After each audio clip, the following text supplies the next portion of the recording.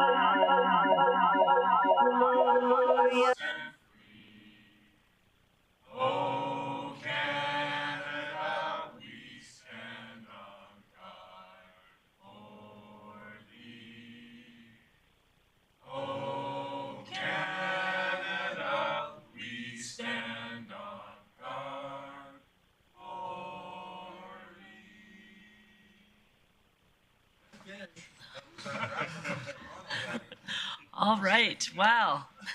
Thank you to our audio version of Tennille Townsend Council acoustically remixed, and to the National Film Board for the images of our country. I'm looking to move under Proclamations first on our agenda, and excuse me 1 second as I pull that up.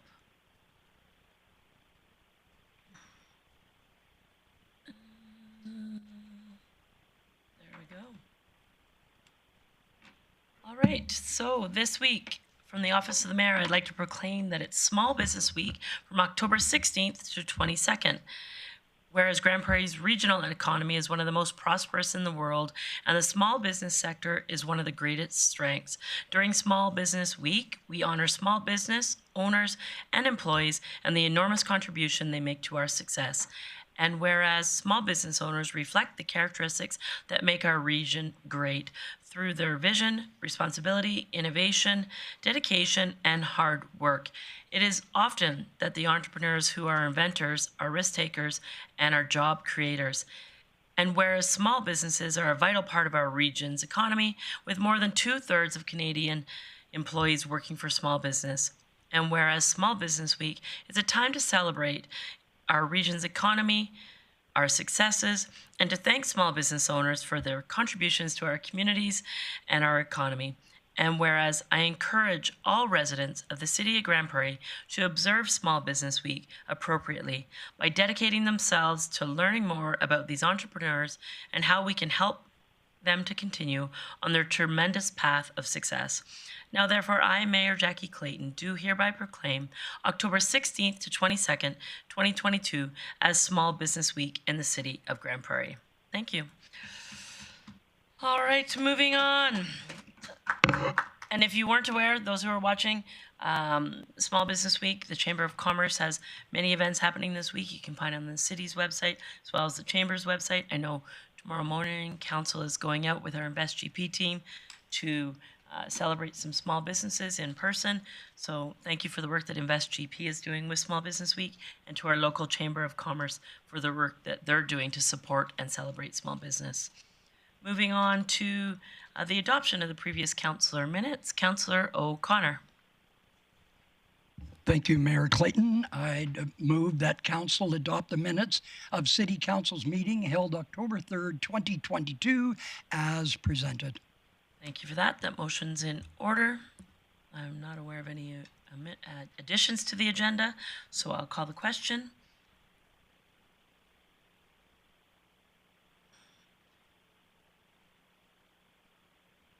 And that carries unanimously. And my apologies, not additions to the agenda. Any errors from the previous minutes. Now we'll move on to the agenda. Councillor Berg. Thank you, Mayor Clayton. I would like to move council adopt the agenda as presented. Perfect. Now I'm not aware of any additions to the agenda, so we'll call the question on that motion.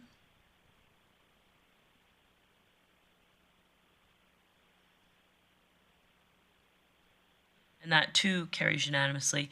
Moving on to delegations, there are 3 delegations that let us know ahead of time that they wanted to speak to council today. First on our list of delegations, Alberta Transportation. If it's on our agenda, but I'll look to Director Glavin because I think there's been a change actually. Thank you, Mayor Clayton. Yes, we will be rescheduling with them. All right, thank you for that. So Alberta Transportation will come to give council an update at a later date. Moving on to item 6.2, Bilyana Coburn. And if you would like to come forward, you can sit right here. Welcome. Yeah, and your mic is on, so take your time, get settled in. And just so you know, I don't know if you spoke to council before, but take 5 minutes, then council will have an opportunity to ask you questions, and then we deal with delegation business at the end of our this afternoon portion. And most of the councillors should have the package, but if not, I have another copy if anybody else wants to see it. But please feel free to go ahead, but introduce yourself because some people are watching online. Thanks so Awesome. much. Thank you. My name is Bilyana Coburn, and I met some of you at our fundraiser at the Den this year in March, so I'm happy to be here. I feel a bit more calm now that I know you've seen some of you.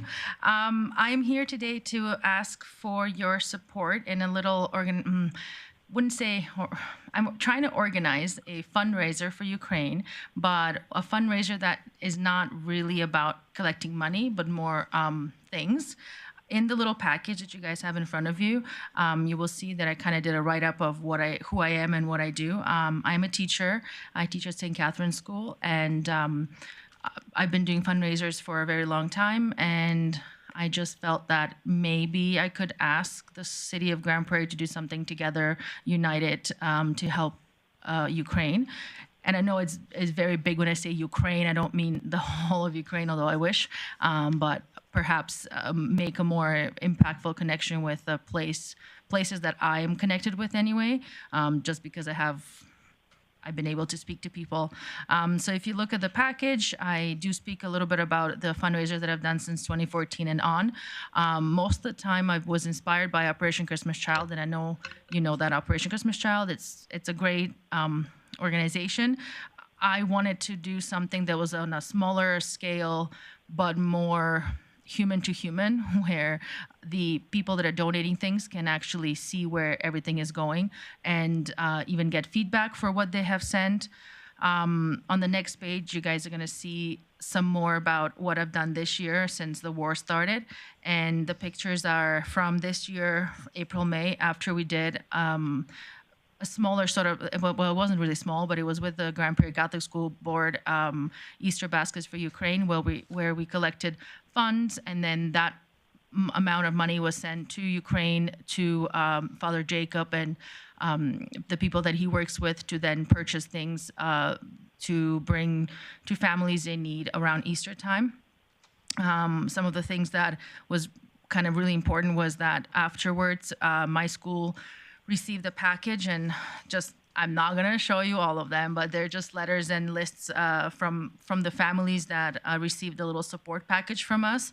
The biggest thing was like they just loved the fact that it was all the way from Canada and not from Europe. I guess they're used to from Poland, which is amazing. So what I sort of envision, I have 2 thoughts in mind. However, I feel that you might be able to sort of guide me through what would be the best. Option number 1 is what I'm going to do with my school and a few other schools is the Christmas boxes for Ukraine. I have approached Uline, which is the office supply people, whatever, and I'm going to be buying this kind of looking boxes, and I will be printing nice little signs for them, and then in the back my students can write a little message. And I know this is easy because it's obviously a school, it's not a massive city of Grande Prairie, but I thought how cool would it be if we did open it up to the residents of Grande Prairie. This is where for me it's a bit more of I'm not very big on administrative things. I have the ideas, and then I let other people that know what they're doing do that kind of stuff. So that was one idea. The other idea was, what if we did something like, I know we have Stuff a Bus. What if we did like fill a plane for Ukraine or something else like that that's catchy, where people can donate gently used items that will then go in and be sent to orphanages. And I've been in contact with 3 orphanages this summer. I was supposed to go to Ukraine. Some of you, I can't remember if I told you guys, but yeah, I was supposed to go to Ukraine and then made it to Poland. And from there was a catastrophe trying to get through. And so it was more of one of those things where it wasn't meant to be. So I turned back around and came back to Grande Prairie, but I continued my work. And so, yes, so I have 3 orphanages and 2 homes for the elderly. The reason I kind of picked them is because they're outside of the bigger city of Lviv, which is in the western part, and they don't get the support that the bigger cities get. It just doesn't get to them. So, so what I'm looking for would be, if this is something that the city of Grande Prairie, I'm kind of saying generally city of Grande Prairie, I mean something that the city hall can be supporting or backing up, if you may, then maybe an advertising campaign that can go with, we're doing this for Ukraine, and it's going to go here and here and here. Maybe there's a donation point that we can set up here in City Hall. And then later on today, I was thinking maybe the mall. What if we approach the mall? And I said, can we have just a little booth or a little table, whatever you call it, and have a space where people can donate items? That would be amazing. I can also have the boxes there. People can take it home, fill it together as a family, bring it back. Am I going over the 5 minutes? I'm sorry. That's okay. As a teacher, I'm like, I can keep going for hours. If you go for hours, I'll cut you off. Please, That's okay, please do. So yes, another thing was, okay, why didn't I approach the school board with this? So I did the Easter baskets for Ukraine, and like I said, I'm more of a visionary. I'm not that much with the money and the administrative procedure stuff, and I think I stressed out my school board a smidge because money was coming in, and they were like, "Well, where's how?" And I had the answers, but it was up here, and it was just a little bit more much. So I thought I'm gonna just kind of see if they would like to support me, but after it has gone through something bigger and not just me. So yeah, school boards would be the easiest way. Obviously, I know that Operation Christmas Child is something that our city supports, the churches support. That's not something that I want to take over. That's not my pay grade. But something smaller that it's more of a real connection. I can connect you with the mayor of Novi Yadachiv, which is the city that most of the things are going to be going to. Father Jacob is there as well. So if we wanted to, we could make it something like, okay, now they've received everything. Here's what they have to say. They can send a message. They can send videos. It could be like it could be like a little video, movie if you wanted to. And then there's another. Like I said, I've been talking to a lot of directors and in orphanages on the phone mostly, and the needs are there. I don't have to tell you what the needs are for, but the biggest thing they said was that it's really important for them that the world didn't forget about them. And so I thought, well, with a little personal message really coming from Grande Prairie, Canada, this makes a massive difference for those kids. Yep. Okay, perfect. I think Yeah. you've covered everything. Okay, thank you. Okay, so thank you for that. Now we'll open it up for questions from council and recognize Councillor Berg. Thank you, Mayor Clayton. Wonderful presentation, and I love what you're doing. I guess my quick question is there's a lot of really good community-minded people that hopefully can become aware of this. How would they reach out to you if they want to get involved? And I know that there's some media here in the room. But I know the media here has always been great partners with events and things like this. So how could people reach out to you to help you work on this? So when I did the Stand Up for Ukraine little fundraiser at the Den, I did set up a Facebook page for that, and it's still on, it's still running. I can also obviously give my personal information out, my phone number and such. I can create a website that really is easy for me to do. Would that be enough? I think if you've got a Facebook page already established, can you please share it? Yes. Do I write it down? Stand Up for Ukraine, Grande Prairie. It was Grande Prairie, I think. I can send it out to you guys too. Okay, thank you. Thank you. All right. Any other questions from council? All right, so I think that's it for now. Like I mentioned, we do deal with our delegation business at the end of our regular committee business. So you're welcome to stick around, or you're welcome to leave and someone will follow up with you. Okay. Okay. I might leave because I have to prep for tomorrow. Thank you so much. Not a problem. Thanks so much for coming. Moving on to item 6.3, our second delegation for today. The Salvation Army is here. Please come up, introduce yourselves for those who might be watching online. Same sort of process, about 5 minutes, and then we'll have questions from council. Welcome.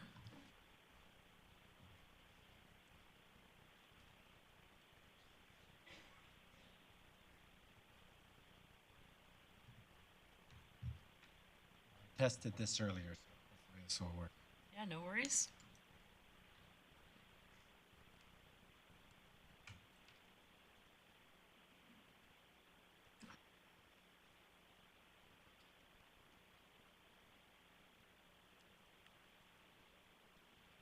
All right, so if you just want to introduce yourself first, then we can get those who are watching online. And then once your screen is up, feel free to start. Thank you, Mayor Jackie Clayton and fellow councilors. My name is Peter Kim. I'm captain of the Salvation Army as the executive director for the food bank and the community kitchen, as well as a pastor for the community church. And I have here with me Jerry. Hi, Mayor Clayton and councillors and city staff. Jerry Napier is my name. I'm with an organization called Gaps in the Peace, but that just lets me operate and work with Peter and different organizations in the city is what it does. So Peter's going to talk to you about a couple of specific items that regarding food security, and then I'm going to just give a brief on the Food Security Committee itself and what's that's looking like. So, Right, thank you and welcome. Thank you. I'm ready to present if I can go onto screen. Coming.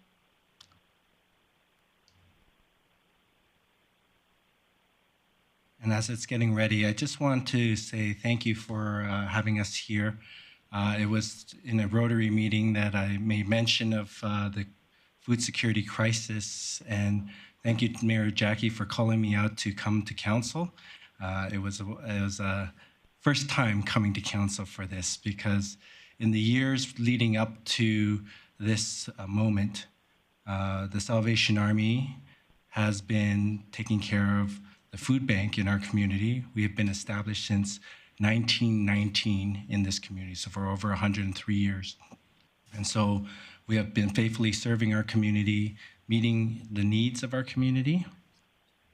And yeah, readjust it, thank you. And so we are grateful that we can continue that ability to help serve our community and make sure that we meet the needs. Now, as they're getting the technical side up, I just want to let you know that the reason why we're here, and of course, we're all kind of tired of hearing about the pandemic and the restrictions in the past 2.5 years that we've been struggling as a community, as a country, but specifically as people in our community who are struggling with food insecurity. The cost of living has increased and causing a negative impact on low and fixed income families and individuals. The price of gas, food, and inflation has skyrocketed, as you all know. And so our challenge now is that we have so many people accessing the food bank in the past 2.5 years. Typically, we would serve anywhere from 5,000 to 6,000 individuals in our community. Oh, there we go. So I just want to focus on this one slide first and foremost. From the time I started here in 2016, we've been able to help feed close to 5,000-6,000 individuals in our community. And when COVID hit, that number jumped to 6,000 or 10,811. And then last year, 12,777 unique individuals have accessed the food bank. 44% of them are under the age of 18. That works out to 5,622 children in our community that are struggling with food insecurity in Grande Prairie. Now, I based it on the population of 67,000, but I could be wrong on that one, but I got it from the internet, so. And I just want to just go back to that slide, and that's 19% of your community that's needing help. We've seen an increase as well in seniors accessing the food bank. On average, 4%, anywhere from 200 to 250 seniors would access the food bank in the past few years, but that number has risen, and we are at 767 seniors who have come to access the food bank, and we're already at 520 this year from January to August. We anticipate more to come, and this has a lot to do with the rising cost of food. Wrong one. And we're so grateful for the Rotary Community Food Bank Drive. It has been a vital part of our community in collecting food over the past 20 years. So in that partnership, we have been able to meet the needs. However, the crisis of having restrictions and not being able to do a door-to-door campaign, we had to go with a virtual campaign in 2020, 2021. And I equated the dollar amount that we received to the same amount as tons to make the graph work. And we were so grateful this year for a physical food drive, and we were able to bring in 30 tons of food. But that does not meet the needs of our community. So we're about 15 tons short. Now, how you ask how we were able to manage that with less money and more demand is because we had in 2020 a substantial donation from the Dream Home Lottery and the Rapid Response funding from the Rotary Club of Grande Prairie, and with Weyerhaeuser giving us a substantial donation as well. That's what covered our cost for the deficit in donations. Now, as you can see there in the slide, we have steadily increased our operating costs because we have lack of volunteers as well. Our manpower is usually quite a few volunteers helping out with the food bank and the community kitchen. With the restrictions, we had to reduce that and increase our staff as well. And this is just another slide. My battery's running low here. I'll be done before 5 minutes. Sorry, going back. Almost 3,000 new households have, since 2019, have accessed the food bank in terms of new households. People I've never seen before access the food bank, and their families. They're not necessarily what you would consider just the homeless. It is working families that are struggling to get by. The ending of CERB created a spike as well, loss of jobs, restrictions, and the increase in food insecurity. We had to go from food hampers to gift cards because of the pandemic, and that helped us keep people safe. But it also added a level of dignity to the process when they're struggling, that they can purchase their own food accordingly at the different supermarkets. And we invested the money that we received as donations directly back into our businesses in our community, so the money stayed in Grande Prairie. This is a staggering result. I just did the tally. I get the monthly reports of how many meals we give out. On average, we're in the 30,000s when we had our community kitchen, when we combined with the Friendship Center to help reduce the impact of, and thanks to the city and the CSD, we received a grant of $72,000 to help with that partnership, to help mitigate some of the resources that we need to, and share the resources. So we're serving both Indigenous and non-Indigenous peoples, nutritious hot meals. We have a Red Seal chef who's cooking restaurant quality meals, nutritious meals for our families in needs. And this is a different demographic from the food bank. This is now a demographic that have to decide whether they're going to pay for rent or whether they can put food on the table. And so we're looking at that demographic as people who are hungry and need access to food. This helps in us trying to be proactive in helping people not lose their homes. So it's a preventative measure as well.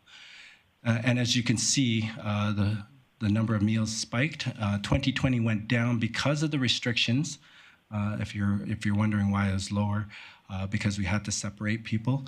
But when the restrictions lifted, 2021, the number of meals increased. And as of January to August right now, we've already exceeded last year's number of meals. And we anticipate at 7,500 meals per month to be at 88,000 meals for this year. So our budget funding resources come from the community, businesses, and Rotary clubs and other clubs, funders, United Way and Community Foundation. And we access as many possible revenue sources as to operate this food bank and the community kitchen. And the partnership, obviously, with the Friendship Center has been a great help as well. Our ask as well for the cost or the difference is about $200,000. As the rise of food costs, we have to pay for more, not much money goes to the food nowadays because we don't get as much for what, and when I did this budget originally, it wasn't factoring in inflation.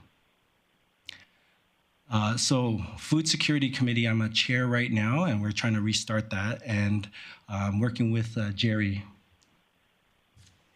Yeah, so I'll speak a little bit on the Food Security Committee. The Food Security Committee stemmed out of the Canadian Community Action to End Poverty that was established quite a number of years ago, I think back around 2013 or something.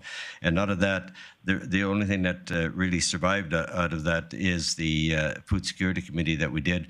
And there was The kitchen. the action committee, or the action that came out of the Food Security Committee initially, was the formation of the community kitchen and the collaboration with the Salvation Army and the Friendship Center. So that was a positive. And as Peter mentioned, with a grant from the city for us to get that going, it's really been a great thing to have that happen in the community and what it's done. So, but we're not sitting back and looking at it right now. Our community food security is an action committee, but we're reinvigorating that because it's been dormant for a couple of years and really hasn't done anything over COVID. So we're trying to get that going. We have already our terms of reference. It has to be modified a bit, but we're working on that, and we're looking at all aspects of food security in the committee. How can we bring this all together? Because it'll not only help the food bank and the community kitchen, but it'll help overall. So we're looking at including everything from the lived experience of people that are needing the food to the distributors, like the Salvation Army, the kitchen that's distributing, the suppliers, where the food's coming from, the funders, who's funding this and where's that coming from. And so we're putting that committee together right now. As a matter of fact, I will ask at this particular time that if City Council could nominate a representative sit on that committee for us, and we will be firing that up. We have a meeting on November 4th initially, and then we'll be taking that further. And the whole idea is to get it as an action committee and get the action going with it. So specifically to that, we have to the kitchen, we have a funding committee specifically for the kitchen that is in place, and we are meeting and looking at specific ways, and we have a number of things on the go as we're looking. So we're trying to help ourselves as much as possible, but we know we're going to be in a shortfall, and that's where we're looking for help where we can get it here. So that's just a Cole's version of where the Food Security Committee is and what we're doing with that. Thank you, Jerry. And really, this Food Security Committee is in partnership with Community Social Development. Yes, yes. As we are working together with them to help bring some strategic planning as well as some of the research around food insecurity in Grande Prairie in real numbers.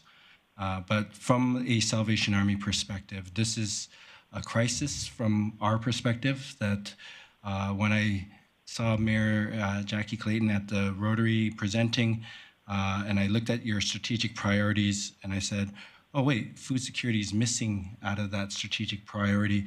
But then I looked at quality of life, and safety is one of the food insecurity is there. When I look at innovation, we're partnering with the Friendship Center. It's the first time a church and an Indigenous group are working together as partners, and so more towards the reconciliation side of things. And when we look at inclusive and caring communities, we're dealing with 44% of the youth who have access to food bank, the seniors rise in accessing the food bank. So we're touching upon a lot of your strategic priorities. So I thank you for putting that forward. And I would like to just really ask that we think of this as a long-term solution, because the 2 years of pandemic has a multiplying effect on our ability to be able to help our community. And sorry, we've gone way over the 5 minutes, so thank you. Thank you for your presentation and your time today. I'm going to open it up to council for questions, and I see Councillor Berg in the queue first. Thank you, Mayor Clayton, and thanks, Jerry and Peter, for coming out. Again, you guys do good work in the community, so thank you so much. Have you approached the county and the MD of Greenview as well? We have not. We started in Grande Prairie because majority of our citizens, or those who access our food bank, are from Grande Prairie. The regional food banks around the area have their own food banks that they're able to meet the needs of their community. We do service Grovedale because there's no food bank there. Okay, yeah, thank you, because we are somewhat of a regional hub, so a lot of people that are somewhat disadvantaged in the area will often come to Grande Prairie because we have the services. So although they may be residents here, they originally come from other communities. So that's why I ask. Thank you. Grant, that has been on the table for discussion for sure. We're trying to get ourselves established, first of all, within the city, and then the expansion from that. It would be natural that we would look at collaborative projects with the outlying municipalities. Thanks, Jerry. Councillor Bressie. Great, thank you, Mayor Clayton. Thanks for coming in, gentlemen. I just want to be clear on the asks you're making. So if I'm understanding correctly, the asks are $200,000 to help with costs and appoint a member of council to the Food Security Committee? That is correct. $100,000 for the food costs for the food bank, which is the shortage in terms of the tonnage and factoring some food inflation. And secondly is the $100,000 for the rising cost of food for our community kitchen, which was not a factor in our budget. And yes, of course, a member to join us in the Food Security Committee as well.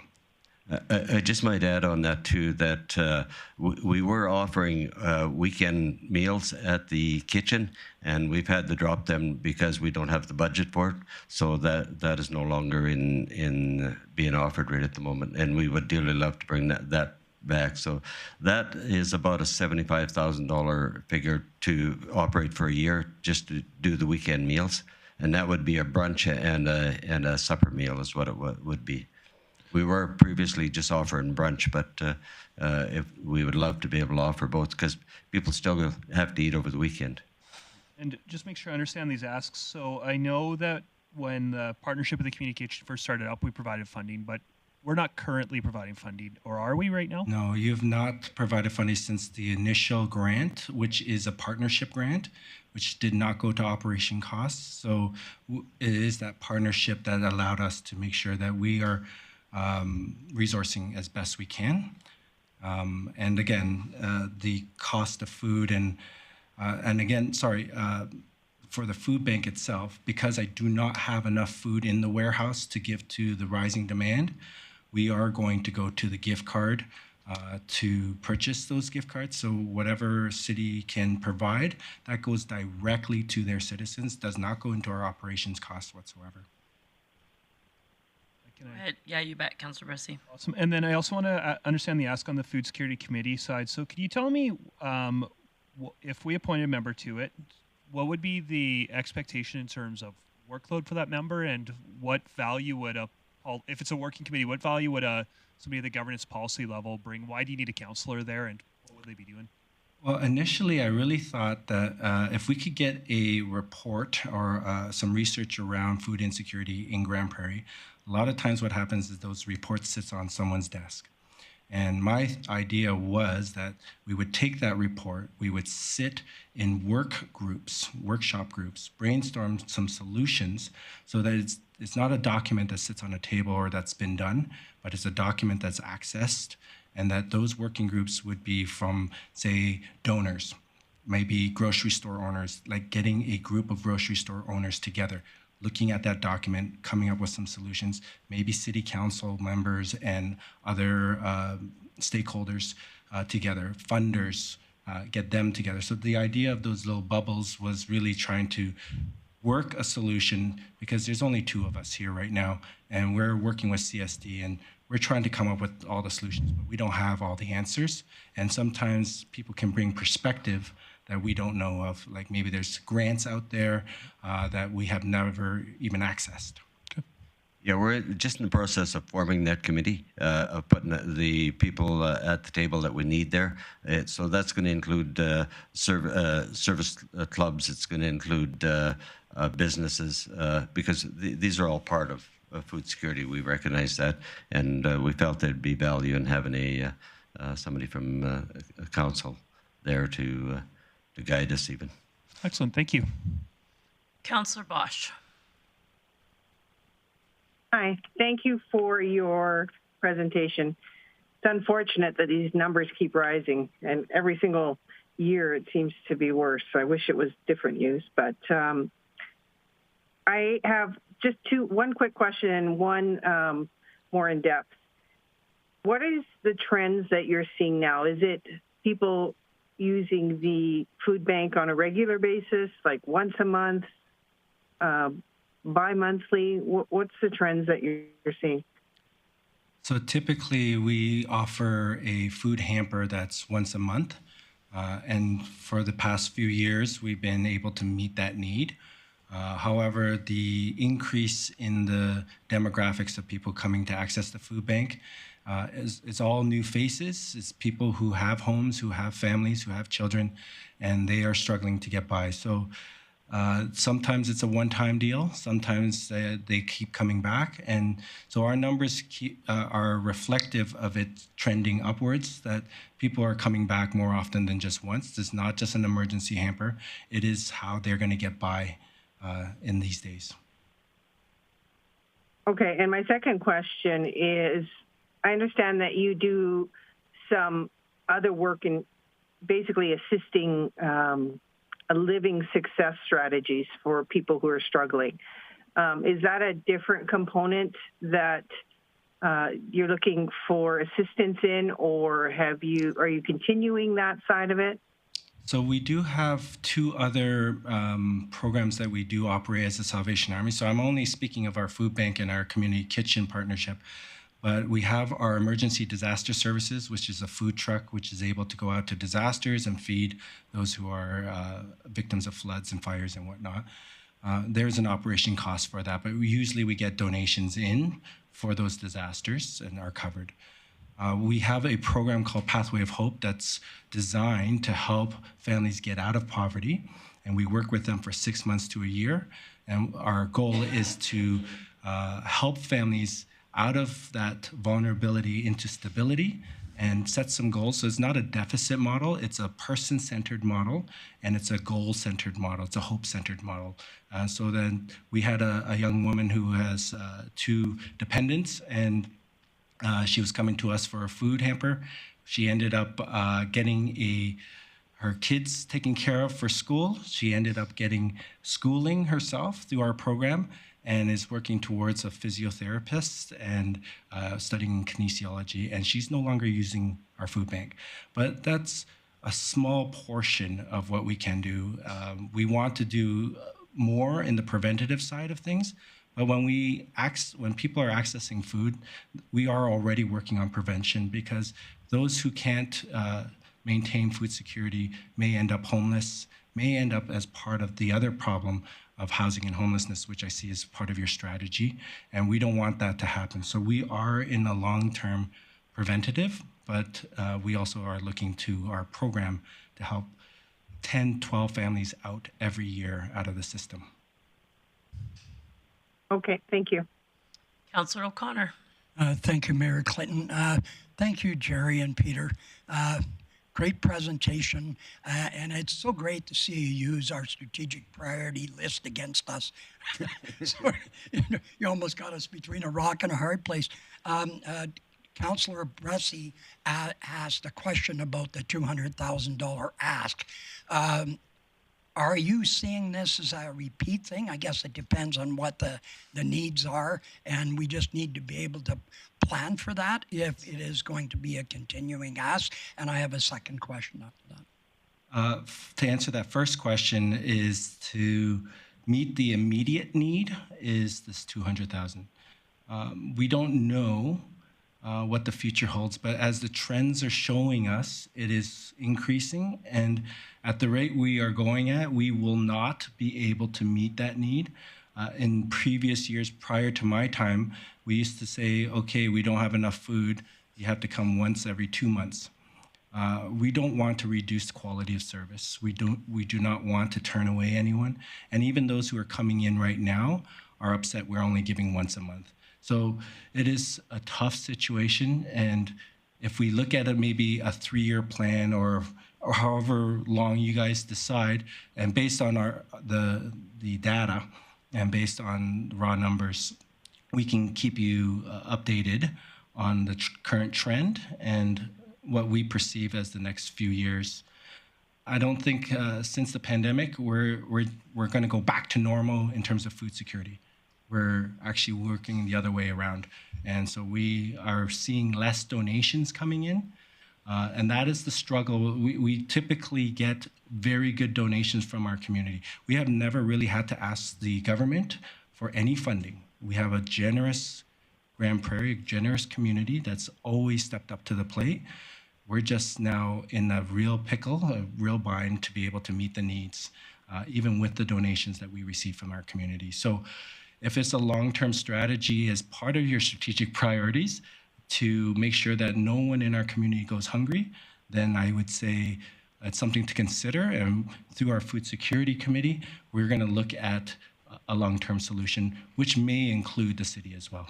Okay, thank you, Peter. And my second comment. Sorry, if I could just add to that, Mike. So we are, Councillor O'Connor. We are trying to help ourselves, and we have been. So the kitchen has a strategic plan for fundraising, and that is underway. We've already raised $35,000 through that by being part of the gala for the Friendship Center, and 25% of the proceeds of that went directly towards the kitchen. So that was one of our. We also have a plan for further sponsorships for the kitchen. So our goal is to raise $150,000 as a funding committee, to raise $150,000 for the kitchen itself. So that's what we're looking for in that, and then we hope through the food security committee to set up some similar type of programs, however we can do, but we recognize that that's not there yet. Okay, and All right, Councillor O'Connor, I have a bunch of people in the queue. Is it a follow-up to the first question? well, it's. Okay, Put I'll me come back in to you. later. Councillor Thiessen. Thank you very much, Mayor Clayton. No, everyone's got lots of questions. Thank you, Peter and Jerry, for being here. I really appreciate all the work that you guys do, as it's good work. So the City of Grande Prairie has a program called GP Grows. We have a bunch of orchards around town, community gardens, learning gardens. And I know that the Salvation Army Food Bank has benefited from that and the donations that we pull from the ground and off the trees. How far does that go for meeting the Salvation goal, Salvation Army's community kitchen needs? So with the community, thank you so much, Councillor Thiessen, for that. The community garden that's at the Friendship Center has been a vital part of not only culturally diverse access to different types of fresh fruit and vegetables, but it has been utilized by our Red Seal chef in our meals. So it is culturally appropriate, it is nutritious, and so we thank you for that kind of program. But it helps, but it's not enough. You know, the amount of meals that we're serving, we need to buy bulk items, so it is not easy to stay on top of that with the rising food costs. Yes, growing from the ground is amazing and it's great, but it is still just a fraction of what we need to be able to feed all these families. Cool, thank you for that. And I guess if I may have just one follow-up question, just in regards to fresh food or even non-perishable items, what's your storage capacity like for the Salvation Army? Can you store a lot of fresh foods and produce? No, we cannot. We have a walk-in freezer and a walk-in cooler, and we built a walk-in freezer cooler at the community kitchen at the Friendship Center. Still, the capacity is really tight for the donations. Sometimes we do get donations from farmers, like a cow or two, some moose meat maybe, and we're able to actually utilize that. So we are utilizing all the donations that the community gives. Sometimes our capacity is a little like it's jam-packed in there, but we need it. We need that space. But we're also able to do the best we can with what little we have. Awesome, and just another reason why I appreciate you guys so much. Thank you. Councillor Berg. Thank you, Mayor Clayton. I'm just trying to figure out different angles and different ways that we might be able to help you. And so one of those is the building. Do you own it? Does the city own it? Just trying to figure out what you have for expenses as far as your building goes, that maybe there's another angle that we could take to free up some cash. Thank you, Councillor Berg. We do have our own building. It is currently inadequate for our capacity, as again, we have a rise in demand. However, we utilize every square inch of that old building. It used to be a funeral home, actually.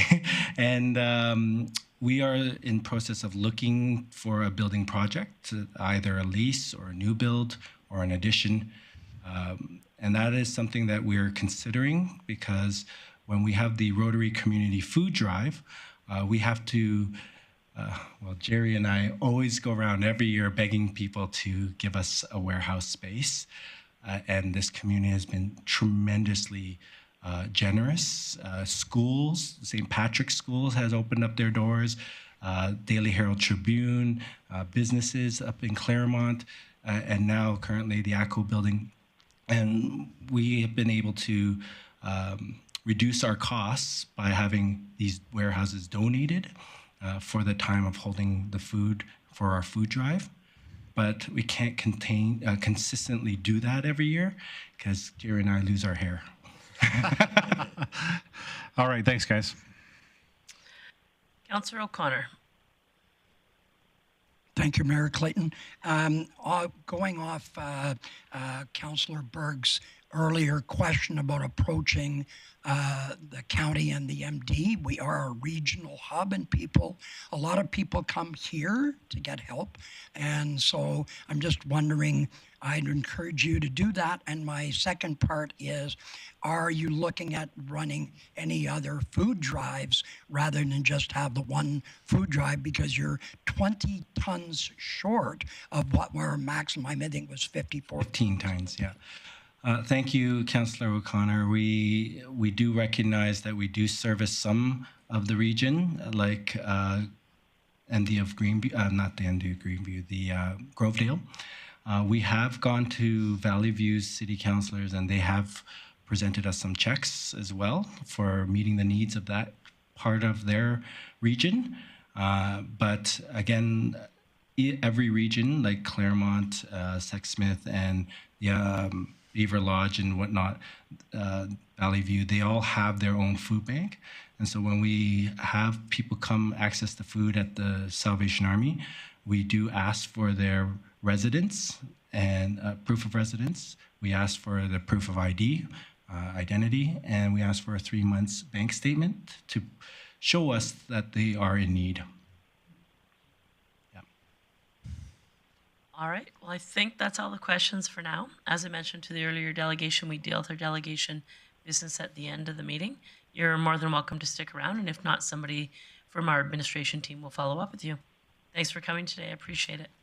Thank you, for Mayor the time. and councillors. Thank you.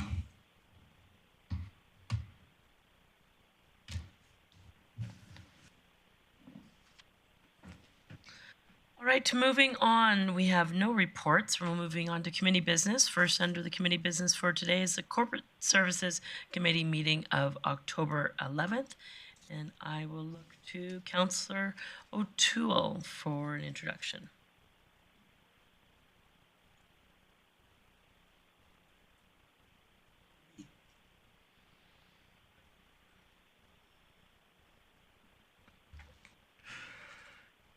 Mayor, I move the council adopt the minutes of the Corporate Services Committee meeting held October 11th, 2022, as presented. That motion is in order. Seeing no one in the queue with errors or omissions, I'll call the question. Please vote.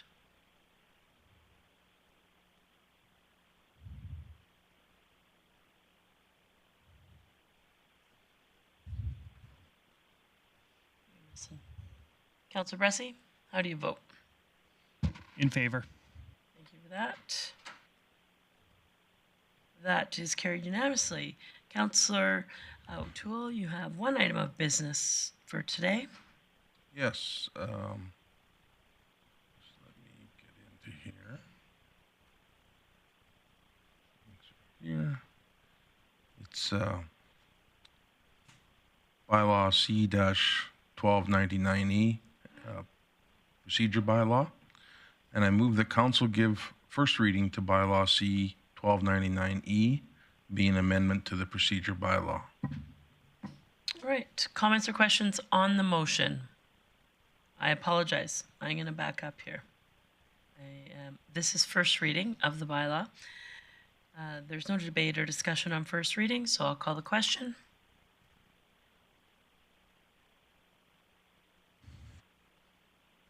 And that's carried unanimously. Councillor O'Toole. I'm just going to speak on it a little bit here.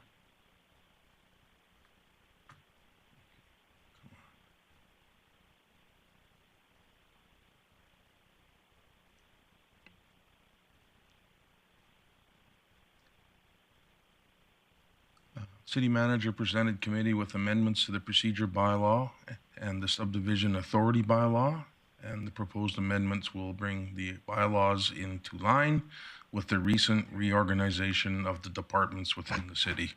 So in case you're wondering what this is all about, it's just to meet realignment with the departments that are going to be in place. So I move that council give second reading to bylaw C-1299E. That motion is in order. Comments or questions? Councillor Bressie. Great, thank you, Mayor Clayton. I cannot support this bylaw as is. If some amendments get made, maybe I'd support those and then support the bylaw. But I think there are a few good changes in here. For example, I think it's really great that I think it is important that this is giving the mayor a role in actually forming the agendas that come before council. That's a good change, and there's some other tweaks that I support, but there's two very major changes in here that I can't support.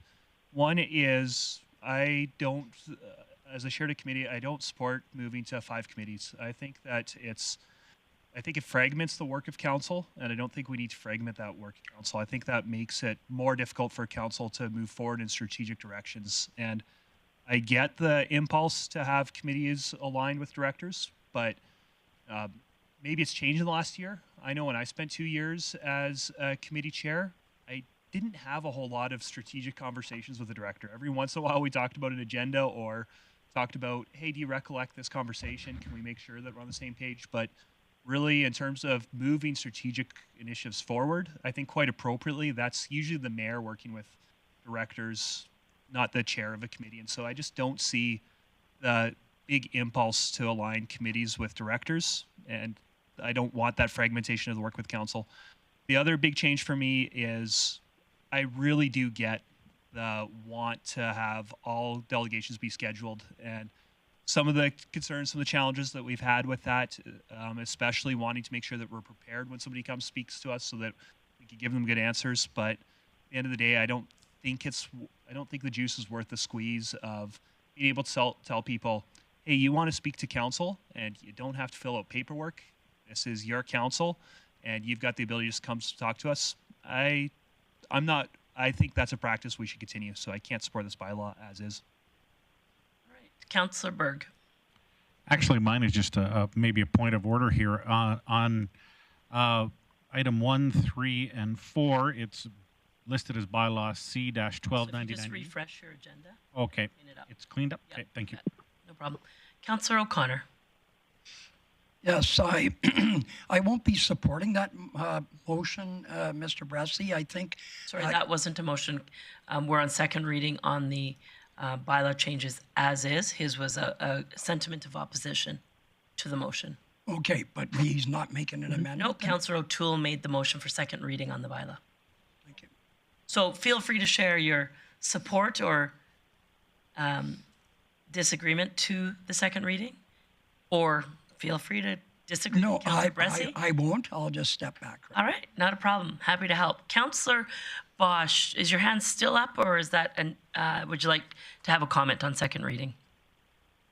That is a new hand. All right, go for it.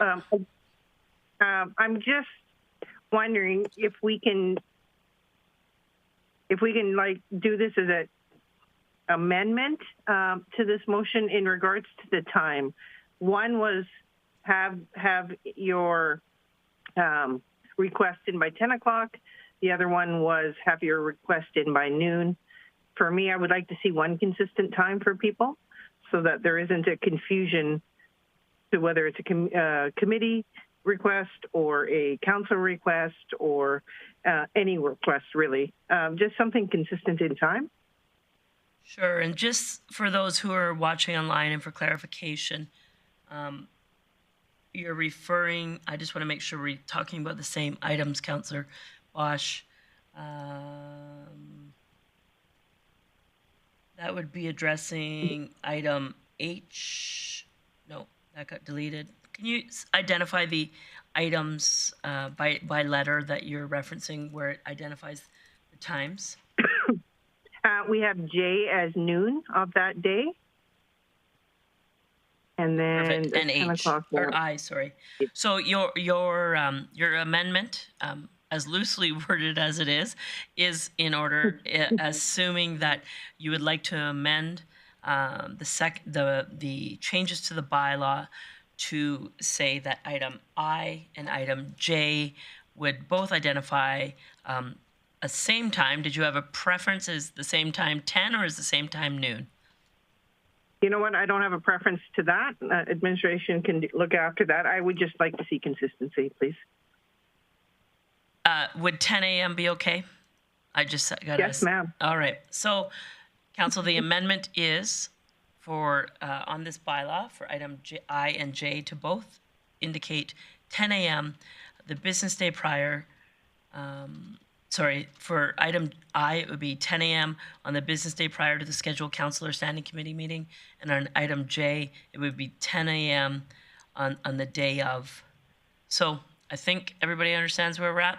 All right. So that motion, or that amendment rather, is in order. Comments or questions on the amendment? Councillor Bressy.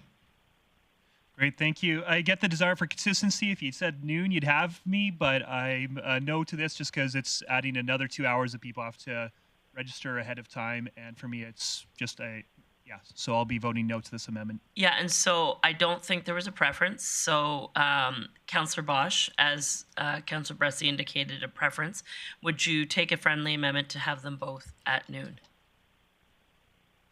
I would take that friendly amendment, although, Mr. Bressy, I would say that I think our side needs to prepare as well. And, to do our part so that when a member of the public comes in, that we can, not just say to them, we'll get back to you. And hopefully with that 2 hours, I was hoping that we could, find solutions instead of sending them away with no answers. But if you don't see it that way and you want to stick to noon, I'll change it so that we could get consistency. Sure. Councillor Bressy, you had a comment on that? No, thank you. I appreciate that, Councillor Bosch, take the friendly amendment. And just to point out that noon on the same day is only if they're speaking to something that's already on our schedule. So presumably, because it's already on the agenda to be prepared for, with your amendment, we'd still have about 24 hours for somebody applying to come for committee or to speak to something that wasn't on the agenda. So I really appreciate you taking the friendly amendment. Thank you. Other comments or questions on the amendment to align both items to identify noon as the deadline? Seeing no one in the queue, I'll call the question on the amendment. Please vote. And that carries unanimously. So now we were back to the main motion of second reading on the bylaw. Councillor O'Connor indicated he didn't want to speak. Councillor Bressy has spoken. Anyone else on second reading? Seeing none, I'll call the question on second reading.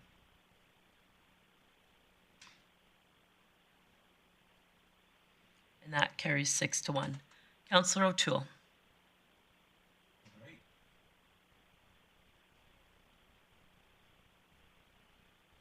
I move the council give third reading to bylaw C-1299E, being an amendment to the procedure bylaw.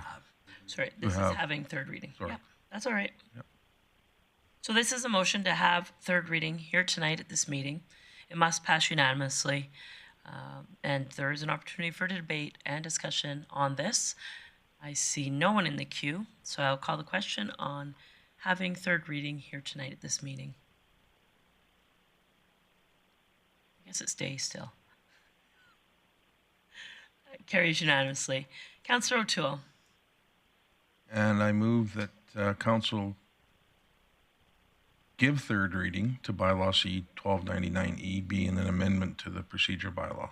Absolutely. So this is the motion for having or giving third reading here tonight. Any comments or questions? Seeing none, I'll call the question.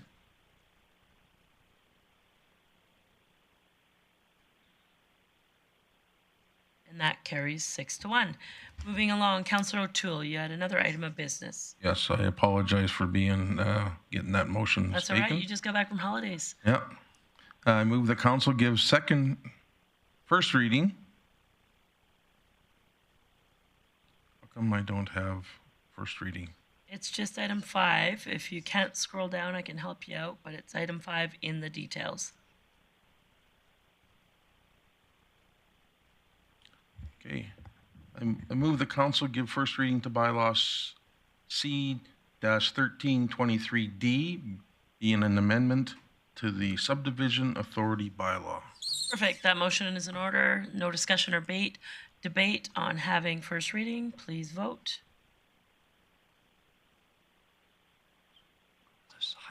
That carries unanimously. Councillor O'Toole. Okay, I got motion 9. For me, it's 6. Something's happened here. Just do a little Needs quick to refresh. Yeah. Just pull down on your screen and give it a second. Oh, hey. A lot of green on the screen now. Okay. So I'm trying to be professional here. There's mice in the office. I move the council give third reading to Nope, second. second reading to bylaw C-1323D. I think we got her straightened out now. Perfect. So this is a motion to give second reading to this bylaw here today. Comments or questions? And as mentioned, this is truly some housekeeping work. I see no one in the queue, so I'll call the question. Please vote. And that carries unanimously. Councillor O'Toole. Okay, I move the council have third reading of bylaw C-1323D at this meeting. Perfect. Good job. Hey, it took me 7 of them to get there, but we're there. That motion is in order. In order for us to have third reading here tonight, this must pass unanimously. I will call the question. Please vote. And that carries unanimously. Councillor O'Toole. And I move the council give third reading to bylaw C-1323D, being an amendment to the subdivision authority bylaw. Perfect. Thank you, Councillor O'Toole. Seeing no comments or questions, I'll call the question. Please vote. And that carries unanimously. Moving along, Councillor O'Toole, any highlights from your meeting? Yes, I got some here. Meeting highlights. Come on.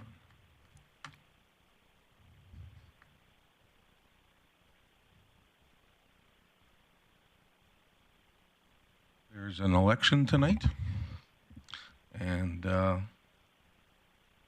polls close at 8 o'clock, I'm pretty They sure. do, you bet. And so tomorrow we'll have a new council member, possibly, and have him, her, or her sworn in for the next council meeting. Perfect. Thank you for that. And other than that, we just had a multi-department go live for the ERP occurred last week, and minor issues have been reported over the past week, and the team has been working diligently to address all the concerns. But in general, this was a massive undertaking, and I want to thank all staff and people involved to make this happen. So thank you very much. And that is my report for corporate. Thanks so much, Councillor O'Toole. Moving on to item 8.2, the Infrastructure and Economic Development Committee meeting of October 11th. This was chaired by Councillor O'Connor. I want to be Councillor O'Toole. Anyway, We all do. Council adopt the minutes of the Infrastructure and Economic Development Committee meeting held October 11th, 2022, as presented. Perfect. That motion is in order. Seeing nobody in the queue with comments or questions, I'll call the question. Please vote. And that carries unanimously. Councillor O'Connor, you had one item of business. Yes, I would like to move that council refer to a capital request of $140,000 for Phase 1A of the proposed urban forest strategy, attachment 1 to the 2023 budget deliberations, and item 2, refer a capital request of $100,000 to Phase 2 of the proposed urban forest strategy, attachment 1 to the 2023 budget deliberations. And to speak to this, it's come to council's attention that we need to beautify the entrances of our city. And because we have such a wonderful forestry industry, we want to make sure that we are presenting our city in a very professional light. All right, thank you for that. So comments or questions on the motion? There's two items there. If council had concern, we could split them out. However, they're presented together, so I'll call the question as I see no one in the queue. Please vote. And that carries unanimously. Councillor O'Connor, any highlights from your meeting? Yes, I do. I have, from economic development, 6 new businesses opened up. And then to celebrate Small Business Week, Invest GP, along with the corporate leadership team, is taking part in a walk to various local businesses. And I think that's happening tomorrow morning. Is that correct? Yep. Yes, it is. Thank you. And our rural renewal stream, 12 additional employer apps have been submitted. And reps from Invest GP Carbon Capture Conference in Edmonton They went to the Carbon Disruptors Conference in Calgary, the Invest Alberta Foreign Investment Attraction event in Edmonton, and the Canadian Northern Corridor Engagement. Busy guys going on there. Good for you. So energy and environment, the second annual Drop and Swap was held at the Ernie Radbour Pavilion on October 15th. And energy in engineering services, focus continues on winding up 2022 construction activities, and that will be greatly received by all the citizens of Grande Prairie. And then slope repair has started on the south trails on Muskogee Park, and that's well underway. And one great thing, which I mentioned, the urban forest strategy is being considered. So thank you very much. All right, moving on to item 8.3, the Protective and Social Services Committee meeting held October 11th. And I'll put this to Councillor O'Toole for introduction, please. Thank you, Mayor Clayton. I move the council adopt the minutes of the Protective and Social Services Committee meeting held October 11th, 2022 as presented. All right, that motion is in order. Seeing no one in the queue with comments or questions, I will call the question. Please vote. And that carries unanimously. Councillor O'Toole, you had one item of business. Yes, one item. This regards the Coordinated Care Campus, and it's for the final phase of construction. So I'll just read the motion. It'll explain. I move the council approve $3 million for the phase 3, the final phase of construction of the Coordinated Care Campus, to be funded by an existing capital dollars. Okay, comments or questions? Councillor Bressie. Great. Thank you, Mayor Clayton. I am going to move an amendment if it's in order. And that amendment is, I'd move the council amend the motion to read, to be funded with $1,673 of existing capital dollars currently allocated towards land acquisition for road projects, and the remainder funded by the Financial Stabilization Reserve. And just to speak to this, my understanding is that previous funding requests to go up was because there were just challenges with construction and getting in, as you often have with renovation projects. But my understanding is that right now what we're seeing is big issues with supply chains, with inflation, with cost of labor that's driving up costs for everything you build. And to me, that's what the Fiscal Stabilization Reserve exists for. It exists to help us deliver community priorities when there's extraordinary times. And I think that this is a big community priority. I think we're in extraordinary times. And I'd rather draw it down from the reserve that we've saved exactly for instances like this, rather than sacrificing some other very important priorities in our community. So I think that the land acquisition for road projects, we've got updated projects. I don't think the community will notice that missing. I do think that the other capital projects, the community will notice if we're not able to deliver on them at the schedule that we previously set. So I hope that council will support this motion. Thank you for that, Councillor Bressie. Just sort of for clarification for those of you who weren't up to speed at our committee meeting, there was a recommended list of items that be potentially postponed or delayed that had capital dollars assigned to them. This, in turn, as Councillor Bressie's amendment, would keep the one identified item as an opportunity with the change of taking the balance of that coming from financial stabilization. So I just wanted to mention that if you're looking for details on what was recommended, for those who might be watching, it was at the standing committee meeting. As much as Councillor Bressie is super smart, he didn't come up with these numbers on his own. So, Councillor Thiessen. Love it. He didn't come up with them on his own?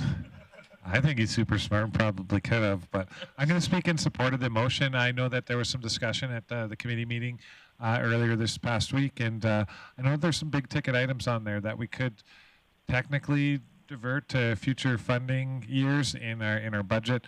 But one in particular, and I think it's a little passion piece for Councillor Bressie, it's also a passion piece for our overall redevelopment. That's the Avondale redevelopment plan and strategy, considering that we are going to be taking down the school and the old leisure center there, and we're going to have to figure out a plan of what to do with a lot of that space, whether it's commercial, residential, more seniors' homes, affordable houses. I'd like to make sure that we have enough funding that's set aside and earmarked and ready to go, so that we don't have to make any extra motions to get that in the queue to be funded. So for those reasons, I think this is a responsible diversion of some of the funds, not all the funds, and I thank Councillor Bressie for not depleting the fund of its entirety of the ask, which is $3 million. So I'm very palatable to this. Thank you. Perfect. Thank you for that. Councillor Bosch. Thank you, Mayor Clayton.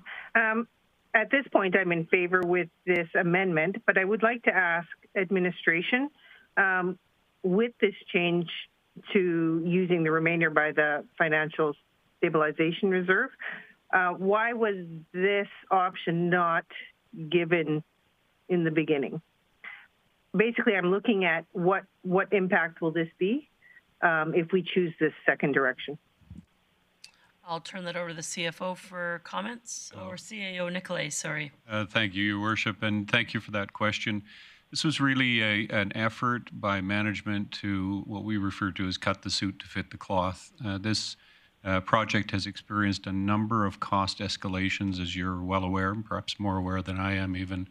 And in the current environment, it experienced cost escalation almost exclusively attributable to a very, very high inflationary environment and shortages of materials, supplies, and labor.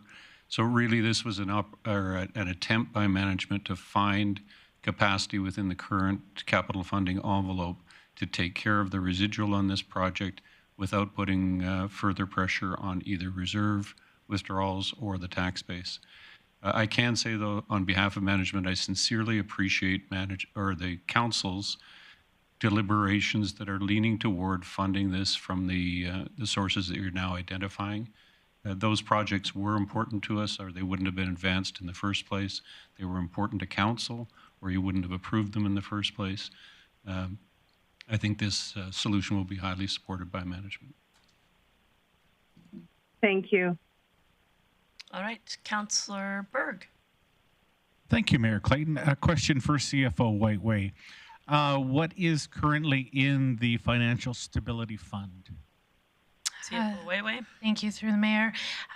Currently in the Financial Stabilization Reserve, we have $16.8 million. Wonderful. So there's plenty of room in there. Thank you for that, Councillor Berg. Councillor O'Connor. Thank you, Mayor Clayton. I think this is a very important decision to make at this time in taking these out of reserves. And as per the recommendation, I think any future projects coming up in the next year are going to be very severely impacted by inflation and by the supply chain issues. And so I think this is the right decision to make. And if we have to delay some projects, it's going to save the city money in the future. So I'll be supporting this. Thanks for your comments, Councillor O'Connor. I'll echo some of the sentiment Councillor O'Connor had. I think it's a sort of a good warning for council as we head in budget deliberations when we see signs of the rates of inflations we're seeing. So significant consideration needs to be given to projects going forward out of the discussion at budget deliberations.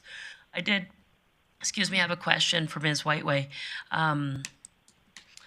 With the item, the land acquisition, would that item be put into the budget deliberation into a future year unfunded, or will it be completely removed?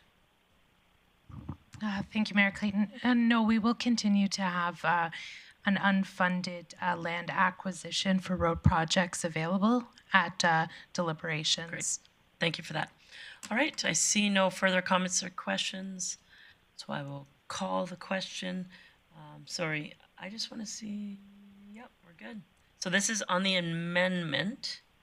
So this is the funding changes that were amended to the original motion by Councillor Bressie. So we're voting on the amendment, identifying the changes in funding sources. Thank you.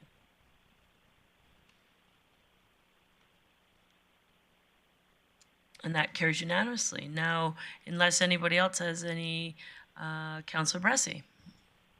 Thank you. No amendment, but I'll just speak to the motion as it is. Perfect. And just, I know that this has been a painful project, both in terms of time and budget, but still, when I do the math, our per unit cost is still significantly below what other comparable projects in our province are coming in at. And that's with significantly more on the site. So we're still doing more with less money than other municipalities are, and we're still doing it significantly faster than other municipalities are. So as much as I'd like this request not to be here, I'm still very thankful that this project is moving forward in our community. Thanks for that. Those comments, Councillor Bressie. I agree. The work that has been done by administration and what this project will mean to our community is significant. Is it costing more than we had originally anticipated? Yes, but as every resident knows, as they go to the grocery store and they go to the fuel pump and they go to possibly order a new appliance for their home, prices are higher overall. And this, in a project of this magnitude, is having significant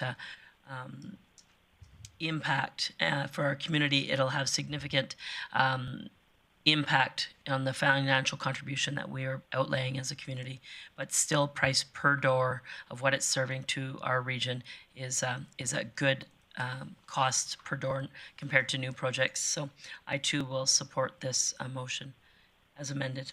Seeing no one else, I'll call the question.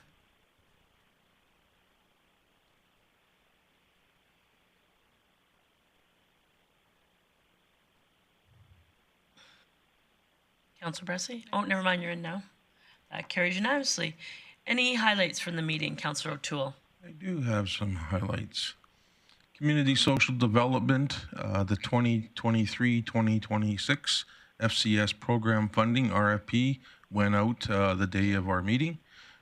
Enforcement services, with cold weather approaching, zone patrols will be conducted looking at abandoned vehicles as these greatly hinder snow removal operations. The fire department has initiatives have been underway to improve air quality within the dispatch system, which involves the installation of UV filters. And the RCMP, the Community Engagement and Diversity Unit, met with the Islamic, Francophone, and Nigerian associations, as well as the Métis Local 1990. In addition, safety planning was completed with the Pride's community, as well as violence threat assessment at the Derek Taylor School. The mobile outreach program, rack cards have been updated and will be distributed in the upcoming weeks. And caseworkers are offering a walk-in service on Wednesdays from 1 till 4 at the Street Outreach Center, second floor. And we did have some discussion on the coordinated care, but I think that business has been looked after now.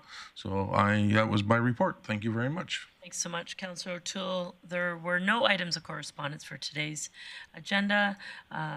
Moving on to delegation business. We had 2 delegations here today.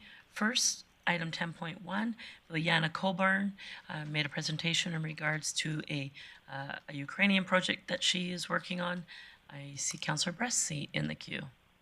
Sorry, if you want to do that again, I kicked you out by accident. There we go. You're good. Yeah, thank you, Mayor. Thank you, Mayor Clayton. I'm just curious. The question for administration is, and I don't know who might be able to answer it, if anybody can. So maybe it's a come back with information. But there are food drives, as we heard today. There's dignity drives. There are drives in our community, and do we ever allow these drives to use city facilities as a pickup point? And if so, what's the process for deciding that?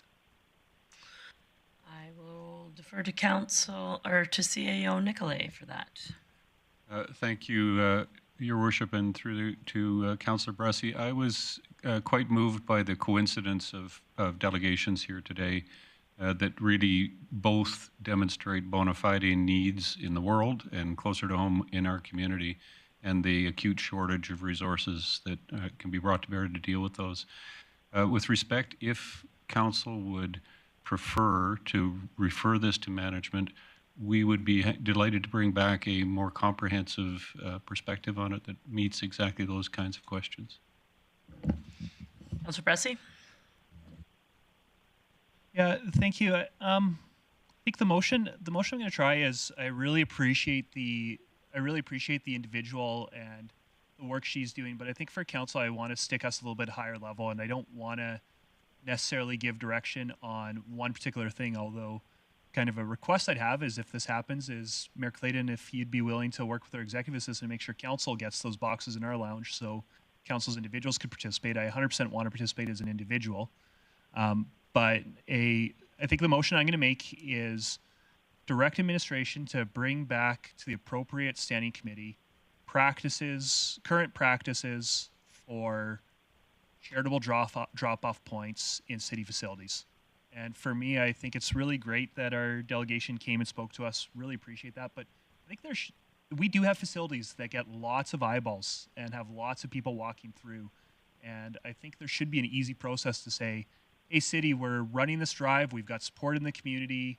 We'd love to access a city facility to do it. And so the intent of this motion is not just to help this delegation, but to help similar drives in our community because they're important.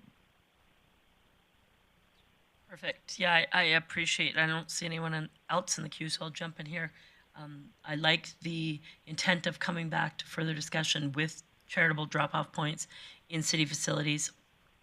Recognizing that we have many organizations that do collect, I don't want our city facilities to look like a drop-off for everything.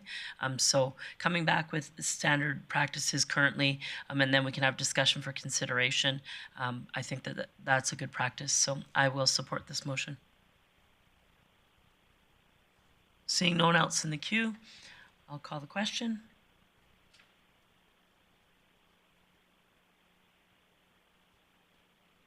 Councillor Bosch, how do you vote? In favor. Thank you for that. And that carries unanimously. Councillor Thiessen. Yeah, thank you very much, Mayor Clayton. Just looking at the second piece of business from our other delegation Sure. today. I'll just come back to you on that. I'll just Sure. double check first to see if there was any other business arising from our first delegation. And seeing none, go ahead, Councillor Thiessen, moving to item 710.2, Salvation Army. Yeah, thank you very much, Mayor Clayton. And thank you to our delegation for coming in and presenting on something that directly impacts many members of our community. I think council has been a bit aware through the vital signs and other connections that we make through the community that food security and instability is a growing issue in every community. And Grande Prairie is not immune to that, and for the people that need to reach out for help. So there's no guarantees here today from this motion, but what I'm going to do is I'm going to move that council defer the $200,000 request to budget deliberations, to have a discussion on there. And to speak to that motion, this is a huge ask from our community, but it's actually kind of a small ask when you think about it. Recently, we supported Ukrainian refugees to the tune of $100,000 through the Council Strategic Initiatives Fund. There are pots of money that we do have, but ensuring that people and families in our community have access to food that they can eat and prepare for each other and to live a little bit better, at least for a month, is important. And now I'm not saying we're going to fund all this, but I think we should have all members of council here and at budget, since it is a sizable ask, that we debate it there. So I would ask council to support this motion. Thank you. Perfect. That motion is in order. So to defer the $200,000 request from the Salvation Army to the 2023 budget deliberations for discussion, Councillor Berg. Yeah, thank you. My question doesn't specifically relate to this. It was more of a follow-up for administration around what I had asked around their building and utilities and the struggles that they're having there. I guess I'm just kind of thinking out loud. Does our administration, are they aware of any potential grants that might be available to the local Salvation Army? Of course, the Salvation Army is huge, and I'm sure that they would have tapped into what they could. I'm just curious if there's any areas that might, I guess, be overlooked at the moment. I will ask either our, CAO Nicolay, thank you. Thank you, Your Worship, and through the chair. Really good question, and I think management can undertake, just arising from this conversation, to get on that right away. We'll have a look at see if there's capacity anywhere. And in any event, in the report that comes back, should this motion pass, to deliberate on this subject in the 2023 budget deliberations, we'll make sure that we're as thorough as we can be on those types of elements, including the building. Yeah, great. Thank you. I'm just looking at other ways that we could reduce their overhead costs through creative thinking that might free up some money that they have going out that could go towards meals. So thank you. Thanks for that, Councillor Berg. Councillor O'Connor. Yeah, thank you, Mayor Clayton. And my question is to Corporate Services, Mrs. Whiteway, Danielle. Just wondering if we were to fund this like today, not that I'm saying that we're going to, is there a source that this could be funded from? Or are we better off, as CAO Nikolai says, they'll come back with a report? So I'm kind of caught. Guess that's what you Yeah. can choose what you would prefer. But CFO Whiteway, did you have any comments on that? Thank you, Mayor Clayton. If it were to be funded today, I suppose I would recommend Council's strategic initiatives as the funding source for it. Okay, so it can be funded, so thank you. You can try to do whatever you want, Councillor O'Connor. Councillor Bressie. Or 4. Or actually, you'd need 2, 3, still 4. Great, thank you. Yeah, I'll be supporting this. I definitely think we should discuss this at budget at least. Just what I'd point out though is I think this is a wider conversation to me, and more than just food. I don't think it's that necessarily we've got a food security issue. I think it's that we've got a general affordability issue, and I think people are having troubles affording food for sure. They're also having troubles affording utilities, and they're having troubles affording housing. And I know we've been doing a lot of work on housing lately. We're working with other municipalities to advocate for making electricity more affordable. I really do think if you solve 1 or 2 of these issues for people, you probably do serve the third one. So I'm excited to have this conversation because there's immediate need that we're not going to have housing. We're not going to have fair electricity rates overnight. And there's an immediate need in the meantime. But I also just think it is worth pointing out that work we're doing on other issues of affordability. Because I think those are really hopefully how we get to a point where we don't need to be funding the food bank on an annual basis because so I'm sure you guys agree. I'd love to put these folks out of work, and I'd sure love to not have to have a food bank here. And I think that that's where I want council to spend most of its time talking about is how do we solve the systemic structural things so that we don't need to keep on filling an immediate need. But that being said, there's an immediate need, so please let's talk about that this budget. Thanks for those comments, Councillor O'Toole. Yeah, I had a meeting with a person this morning, and his concerns were the interest rates are going to be high, whether you're buying a house or you're trying to pay off what you have and loans are due. And it's significantly higher than anybody could imagine what he predicts. And that's from confident peoples in that kind of community throughout Alberta and Canada in a whole. So bottom line is it's probably going to get worse before it gets better. So, thank you. Thanks for your comments, Councillor Thiessen. Thank you, Mayor Clayton. This is just to close, although I don't think I need to, but is there anyone else in the queue? I'm fine. You all have spoken enough. Go ahead, Councillor Thiessen. Thank you. Well, of course, I have never spoken enough, as we all know from experience. Just speaking to this, I'm really excited to hear that the grander conversation is getting started. I know this has been a bit of a passion piece for me, sustainability, food security for a very long time. And systemically, we do need to change things. And that's whether that's advocating for greenhouses to be built at new schools or retrofitted into old schools, whether that's community gardens in every neighborhood, whether that's tax structures that we can do for people to garden at their own homes. And maybe it even requires us like helping out the Salvation Army in the future with maybe some infrastructure. These are all possibilities that can be on the table, but first and foremost, we got to get food on the plate. So thank you everyone for supporting this motion, and I look forward to the vote. Thank you for your close, Councillor Thiessen. I'll call the question.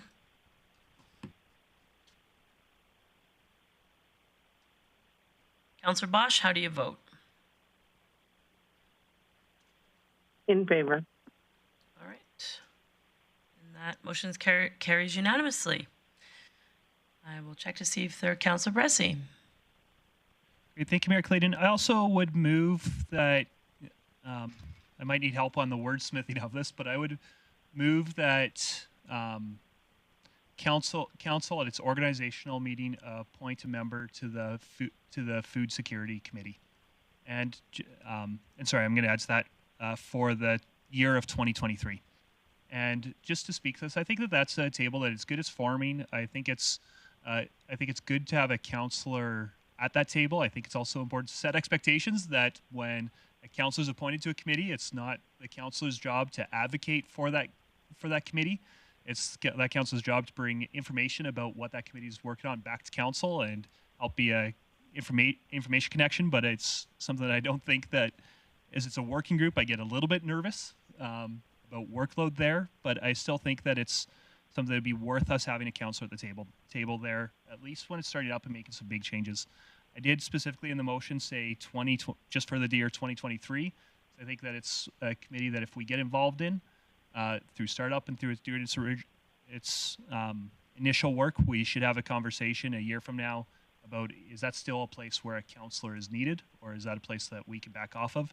But I do think that it would be good for us to have somebody at that table for startup. Thanks for that. I'm going to jump in the queue here. Oh, I apologize. Councillor Thiessen, go ahead. Oh, I thought you could jump in the queue. That's cool. No, I'm going to support the motion, and largely from the discussion that we heard, I think I was going to make the motion anyways, but there's a systemic issue here around food security and sustainability, and so I'm okay with being on it for 1 year, but I imagine that there's a big advocacy piece to this, so it's not just about making work. It's good to have the ideas guys at the table and saying, hey, maybe we could do this, maybe we could do that. How's the community responding to this, and bringing that back to council and administration. But I really see the advocacy piece here as being an important one, and the more information we're armed with as council members, when we get in front of our MLAs, in front of our ministers and MPs, that's when we can really start to talk the talk and hopefully get them to walk the walk for us towards having sustainable communities. If it's pilot project money or otherwise, I think there's lots of good reasons to sit at this table. Thank you. Thanks for those comments. I won't be supporting this motion for many of the reasons identified by Councillor Bressie. This has nothing to do with the fact that I don't support the work you're doing. This has nothing to do with the fact that I don't think it's a priority and an emergent need in our community. This has everything to do with the fact that this committee is truly a working committee. We currently have CSD. We have administration that are working with your organization, and I think that council has truly prioritized committees and over the years tried to decrease the numbers of commitments that councillors are putting in. I think that if councillors want to take their personal time and work with such a worthy cause, then I encourage you to do so. I just think that there's a role for us. If it at budget deliberation we want to talk about funding work and food scarcity and needs in our community, that's one piece. I think that there's a lot of work that needs to be done with working with the local community and corporate support and additional grants, and I just don't see a council role in that. It's not that I don't support Salvation Army and the incredible work that this committee and this organization does, but I just don't see that it's a council fit, so I can't support the motion for those reasons. Anyone else? Councillor Bressie to close.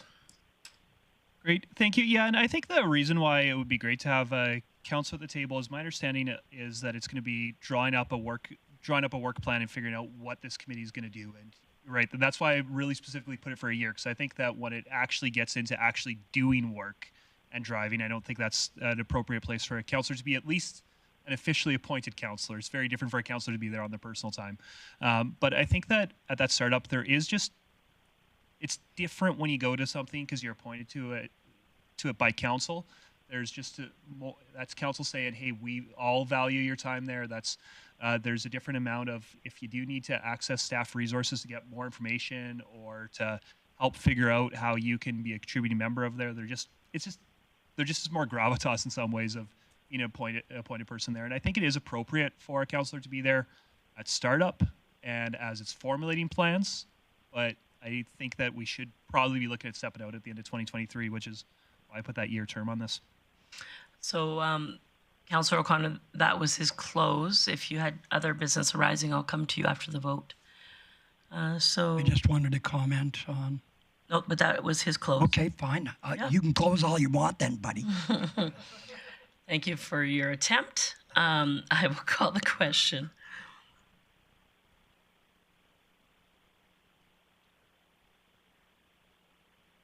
Councillor Bosch, how do you vote? Not in favor. And this motion is defeated rather. I will see if there's any other defeating. I will see if there's any other business arising and seeing. All right, Councillor Bressie. I tell you. Great. I'm going to try another motion with the committee then, and that is I would move that Council direct administration in Q2 of 2023 to bring back a report on its efforts with the Food Security Committee, and just if CSD is going to be doing that work, if the I don't know if that's just say they're going to be sending an advisor. I don't know if that's that they're going to be significantly backboning it. I'm okay with administration deciding where their appropriate involvement is, but I think that it's good for council to have that check-in on halfway through the year about how is this committee doing, so we can decide, is it appropriate for us to get more involved or less involved as an organization? Are there ways we can help? So I just want a natural check-in on what this committee is up to, because it's an important one for our community. Yeah, I have a question for you. I'll go to Councillor Bosch first, and then I have a question for you, Councillor Bressie, based on your motion. But Councillor Bosch, go ahead. Thank you, Mayor Clayton. I would support this motion. In part of CSD assisting, I know there's a couple councillors that are already involved with the Salvation Army and, future plans. So I don't feel that we're missing out as a council in getting involved. So I think we have that back end side that we look after as individuals in the community, which also sit on council. Plus, we have CSD. So I'm okay with this motion. I'll be supporting it. Thanks for that, Councillor Bosch. Councillor Bressie, I just... Sorry, I'm just seeing it, and I've made a poor motion. Can I? Okay, yeah, please edit it. Yeah, so sorry. I'm going to simplify it in. This is totally how I said it, so my bad. It was caught right by the recording secretary. But appropriate standing committee in Q2 of 2023. Let's just say on the Food Security Committee, and I'll just leave it blank like that. And I don't know where the state of work will be. I don't know what administration's involvement will have been, so I'll leave it up to administration to figure out what information is appropriate to us. But I just want to create that natural touch point for us to know where things are going. I just, my question, Councillor Bressie, sorry, Councillor Thiessen, this time I am jumping in front of you. I don't know if that's soon enough. I have some concerns about, we all know that the winter is the toughest season, and I wonder if administration could come back in an appropriate time to the next standing committee for an update in regards to the work that's happening, because that may in turn make a stronger case for support from council or from other organizations. I hate to leave it to Q2. So I wondered if you would be okay if it bring a report to the appropriate standing committee with no timeline on it and with an understanding that it be as soon as possible. Absolutely, that's a better motion to me. I was just going by what I thought I could get support of. Thanks. Support for quicker. And I got a nod from our Chief Protective Services officer that it will come back in a timely manner. So that will also help the campaign identify the needs that are emergent in our community as we head into the toughest time of the year for many families. Councillor Thiessen. Well, thank you very much, Mayor Clayton, for clarifying that, because I was going to speak against the motion because I too thought it was a bit too long in the tooth for a report to come back. Just a comment for other suggestions. I know that we have community social development working in alignment with the group here on that committee. It might be wise to also maybe either take someone from our energy or environment department, or at least to have a conversation with them from our parks department, since they're the one doing a lot of the plantings with the orchards and the learning garden and the community garden. So they deal with a lot of that. I don't know how that's been distributed through, but I know that our director will probably find a way to sort it out. But just sure. And would you be okay, Councillor Thiessen, if this information isn't readily available, it comes back at an appropriate time as they're doing their planning for landscaping, planting, etc.? 100%. I would just hate that information to delay the other information. Definitely, yeah, and certainly at the discretion of our director. Perfect. Who gets involved. Thank you for those comments. Is that fair? All right, thank you. I'll call the question on that motion. Definitely a team effort, so thanks everyone.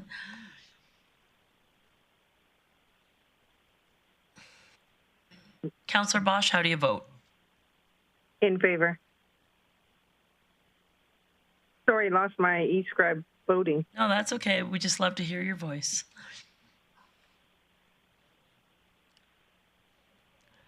And that carries unanimously. All right. So there are no notices of motion tonight and no unfinished business. And now we go to the favorite part of my evening.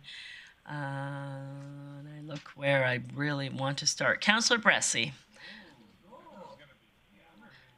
Well, no, because then if I let you go last, I can gauge how long you're taking.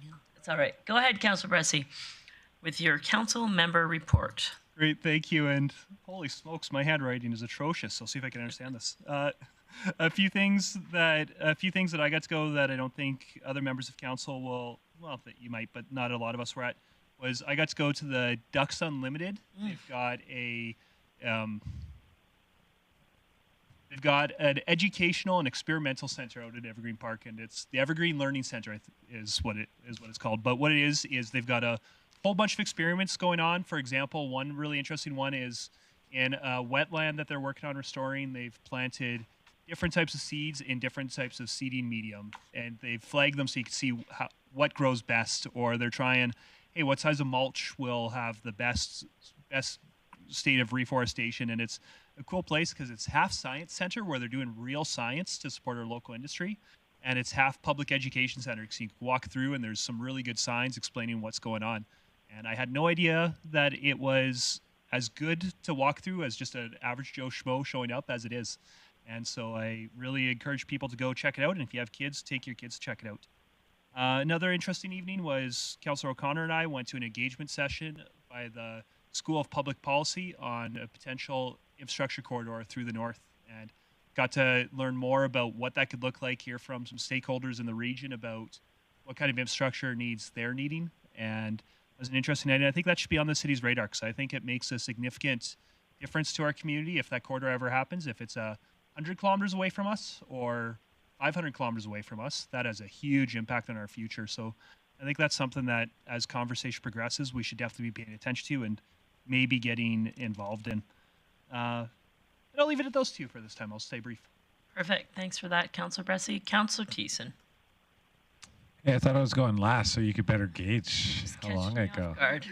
All right, I got 10 minutes. It's all good, Councillor O'Connor. No, just a quick update here from some of my appointed committees. So on October 6th and 7th, I was in Edmonton for the Mighty Peace Watershed Alliance, representing them in a WPAC forum with Alberta Environment and Parks. So a lot of the discussion there, since it had been almost 3 years since we had met last as a whole with Alberta Environment and Parks, typically this is an annual thing, but discussions about the role, the work, and our planning needs of WPACs and what kind of value they provide to the province. Alberta Environment and Parks, either they're just being real nice or whatnot, but they said that they saw the value and that they're looking on formalizing future 4-year agreements, which was one part of the process, but also empowering watersheds and WPACs to do their own work as well in order to mitigate any kind of impacts to the watersheds. It was a real good discussion that we're going to be moving forward with in the future. On October 13th, I had a meeting of the Water North Coalition. The meeting took place in Grovedale. We had a presentation from Magna Engineering on water and wastewater treatment plants and how to best do it so that your capital costs aren't eroded by your operational costs. Like what size of water treatment plants do we want to build? If we build too big, like some communities have as instructed by their engineers, they can't manage the operational costs. So that was good for some of our people around the table. We also had a presentation from Alberta Health and Alberta Environment and Parks at that meeting as well. And then we all went on a tour of the water treatment plant in Grovedale.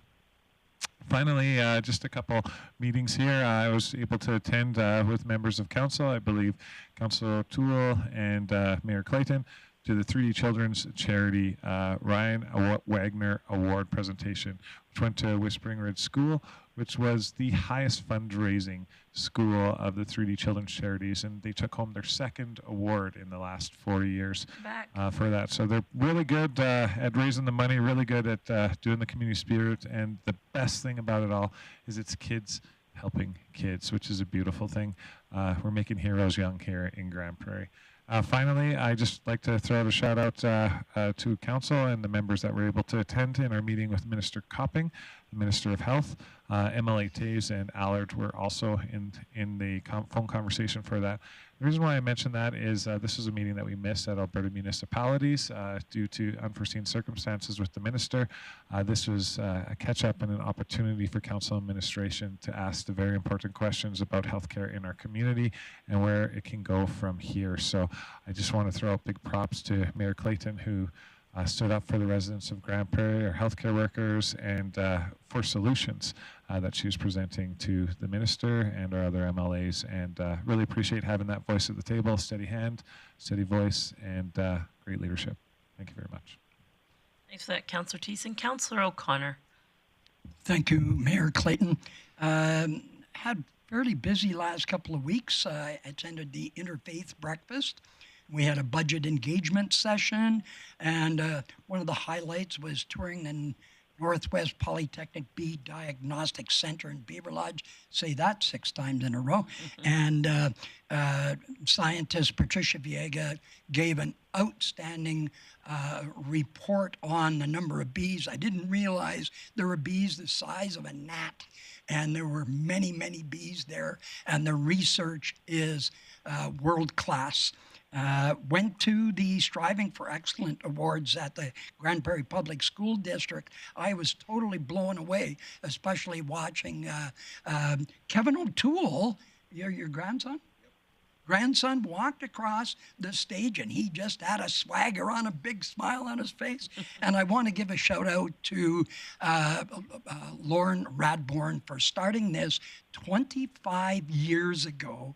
And he deserves, if you see him, pat him on the back, because it's not just about high marks. It's about striving to do well. Doesn't matter that you have good marks or not. And so these people were all recognized. Went to that Northwest Corridor, a very interesting thing. Went to Grande Prairie Public Library board meeting, attended a library HR committee meeting, and we're going to have a retreat this fall and talk about all the items on the efficiency report that was presented to us.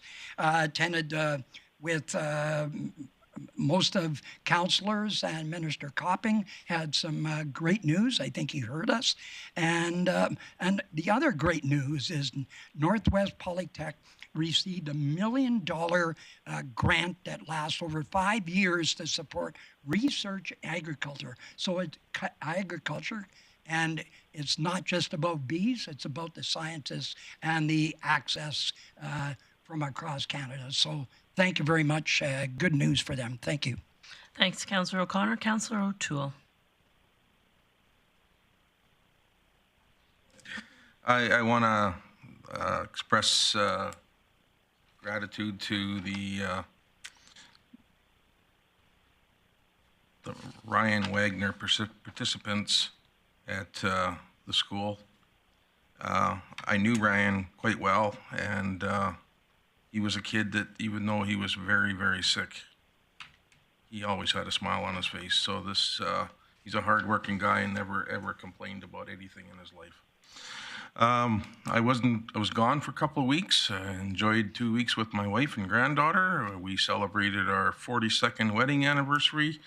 Yeah, well, that's how we celebrated it too. We both fell asleep on the couch, but and also, I want to congratulate my 2 grandchildren that won awards at the Striving. So I got 4 grandchildren out of 10 that won awards through that program, and I think that might be it. So I don't know where the other ones are going to be at. Not to say anything negative, it's just that it's tough competition out there. Wow. Wow, Grandpa's dropped the gauntlet. All right. Yeah, I dropped the ball on that one, but that's a little bit of an incentive. You see that you got to rework. You gotta say, hey, I don't expect much out of you, but everybody else has got one. So, anyhow, I did attend the volunteer announcement at the it was at the curling club yesterday for the Pinty's tournament this weekend. It's the Grand Slam of curling put on by Hearing Life tour challenge. And there's a great number of teams. I think it's the largest that they've ever had in history. And so with that, I will be there pretty much all day Thursday. And what I wanted to comment is we had volunteers showing up from Dawson Creek yesterday. So when we talk about we put on things for the region, we're bringing people in to volunteer, and it's costing them money to come here to volunteer. So thank you very much. And I think this is going to be one fantastic event. If you get a chance, attend. Thank you. Thanks for that, Councillor O'Toole. Councillor Berg. Yeah, thank you, Mayor Clayton, and thank you, Grandpa O'Toole, for the grandpa wisdom. And I'm sure the other ones now in the future are all going to run for city council and follow in your footsteps and make you happy. So things that I'd attended this past couple weeks. Small Business Week kicked off today, and I attended the kickoff lunch at ATB this morning.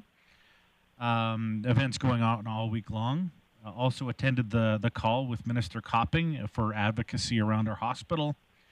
I attended the Community Advisory Committee. Now, the reason I actually sat in on that is I always see steps 2 and 3. So we get the recommendations from the citizens, and we bring that to committee, and then committee brings it to council. I actually wanted to be involved or witness step number 1, and so it was around a number of citizens getting grants for the arts and athletics, and it was a great conversation. And I do know that they are recruiting for more people to sit on that. You'll find more information on the city website. So take a look at that. It's a way to get involved in the community in a very positive way. And I really enjoyed the experience, and thanks to everybody for welcoming me. Retail and food services mixture with Invest Grande Prairie.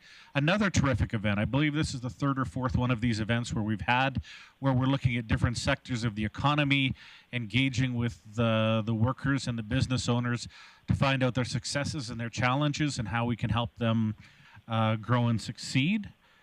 Indigenous Tourism Alberta. I was fortunate to sit on a panel over 2 days, and that was a great experience. Following that one of the days, we did the Sisters in Spirit Memorial Walk and dinner at the Friendship Center, and we talked about the meals that they prepare at the Friendship Center earlier in council, and it was, again, an amazing meal. So, again, thank you to everybody involved with that. And the council interfaith breakfast, so attended that along with most of city council as well.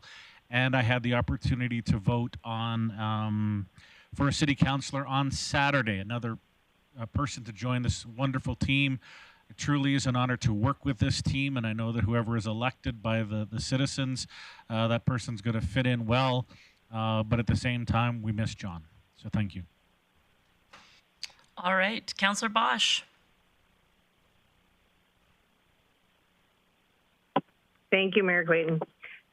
First, I'd like to just say thank you to all the candidates for running for this by-election.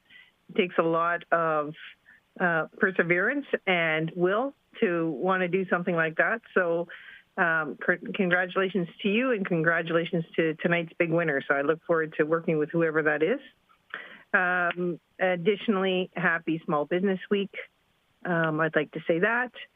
Currently, I've been working on the Spooktacular event for Halloween night with the City of Grande Prairie and the Grande Prairie Downtown Association.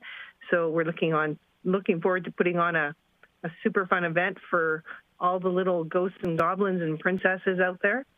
I attended a Legion board meeting, gave them some information of what's going on, within our core, within our city, within our community. I probably talked their ear off, but it was great to be a part of that community, and I hope people remember the Legion in their day-to-day efforts to go out, because they're looking for more people. Again, with the other councillors, attended the interfaith breakfast. Not a fan of getting up that early, but, it was a good breakfast. Budget engagements with the external stakeholders, that was good. The tour of the Northwest Polytechnic B Diagnostic Center, I'll be honest, I thought, wow, I'm not sure how I'm going to like this, but it was absolutely fantastic. And I encourage people to go see what it's about. Check it out. They have a lot of information to tell you, and more than you realize in regards to, you know, what we have in our area for such a scientific facility. Attended the Sisters in Spirit ceremony and dinner. That was great. And then, of course, had to watch the candidate forum. So that's about it for me. Thanks. All right. Thanks, Councillor Bosch.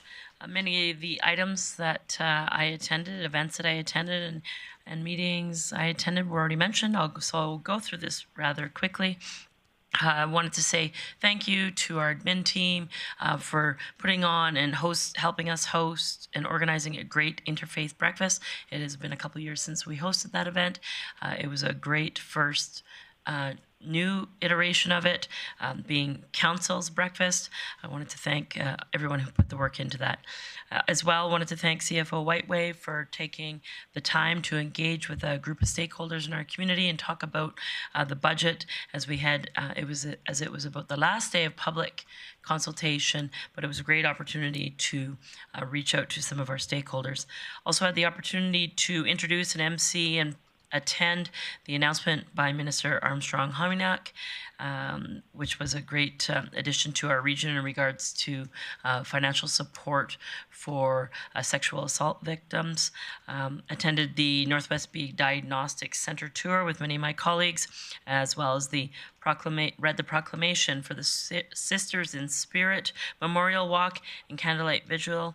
I wanted to say, and if I recall, I'll get a nod by Councillor Thiessen, it was the 13th annual event. So congratulations and thank you to the volunteers that continually make that forefront of our minds in regards to that vigil and that important memorial walk. I listened to the All Candidates Forum, and I'll encourage you, if you haven't voted and you happen to be watching this right now, I don't know why you would be, but if you are watching, the polls are open until 8 p.m. tonight. There is, if you go to the City of GP /by-election, you can find out where you should vote. There's a GIS map there that's interactive, but I encourage you to get out and vote. I was participating in, as council knows, but just a sort of an update, I sit with a group of mayors, and we're building the group on that discussion. But in regards to rail, transportation, and capacity concerns across Alberta, in conjunction with forestry, agriculture, and oil and gas. We've expanded the group to not just represent forestry, but now it's a larger group of mayors that we're building to build a campaign to have discussions at a federal level of the disparities and transportation concerns and capacity in regards to rail transportation. I had the pleasure to speak at the Swan City Rotary Club and present information on behalf of council and an update of the great long list of work that this organization and council is currently working on. So thank you to them for inviting me. Also, a reminder, I sit on the Mid-Size City Mayors Executive Committee, and so we had a meeting. As next week, I head to Airdrie, or I guess it's this week. Wow. On Wednesday, I head to Airdrie for a meeting. We do 2 meetings a year in person, and this is an update in regards to the work that mid-sized city mayors are doing to advocate on behalf of the municipalities of the size of a mid-sized city.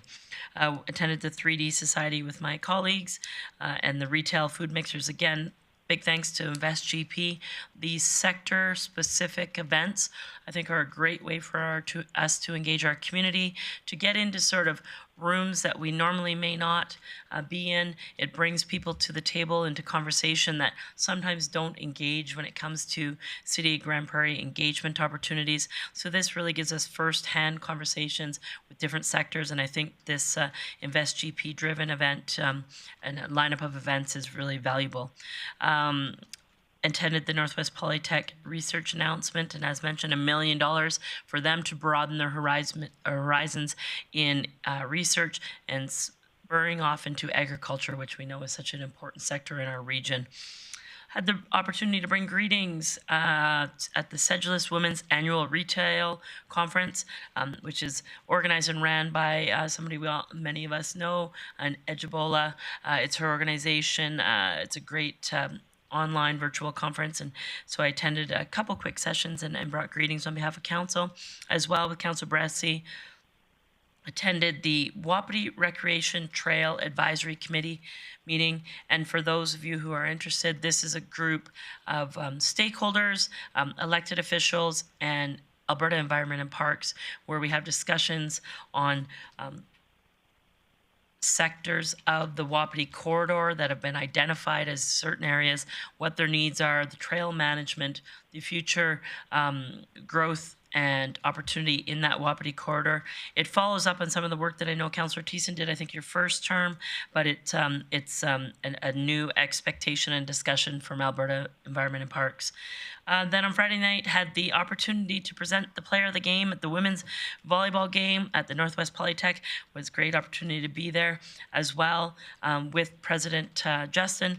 Presented a recognition plaque to Chris Rule, who some of you know, who is the grandson of Ken Beaton, who was one of the forefathers when it comes to baseball and softball in our community. His plaque now is hanging in the trophy case at NWP, and just an opportunity to recognize the individual for the work that he did in our community.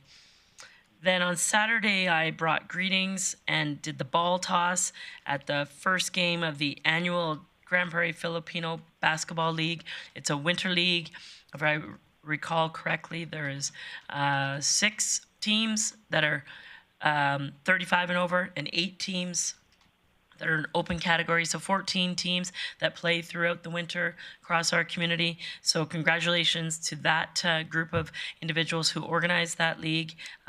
At the opening ceremonies, it was a great sort of rah-rah event to kick off the league, so thank you for inviting me to that.